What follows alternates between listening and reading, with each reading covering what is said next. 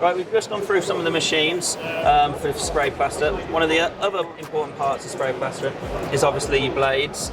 We're here at the wall of blades by the look of it. Do you want to just have a little chat about? Yeah, so we do a couple of different kits. You've got ones obviously various different lengths for perhaps around stanchions or whatever you've got in the middle of rooms with support beams and stuff like that versus long ones for ceilings.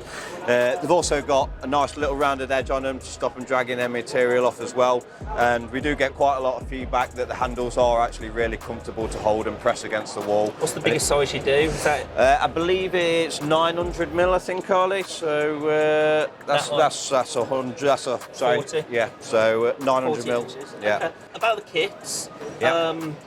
How do they come? What do they come in? So they come in a really nice presentation case. It's like a big gun case, and they're all filled with foam. They've also got it's one. not just for presentation. No, it is nice. It protects all the blades and stops from getting any dings in them, and again making a mess of your work. And they also have an extension pole on some, so if you're doing ceilings and high level stuff. Yeah, I hate going up in ladders. There you go.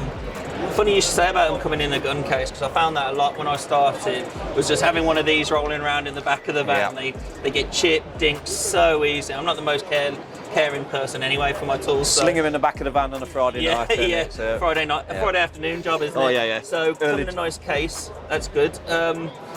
Pole, what's the pole made out of? So the pole's just an extended aluminium pole with a snap handle on there which grabs it in place. But they do also come with these plastic protective edges as well, which you should hold on to, and they protect the blade as well, but it happens, doesn't it? Awesome, thank you very much. You're welcome.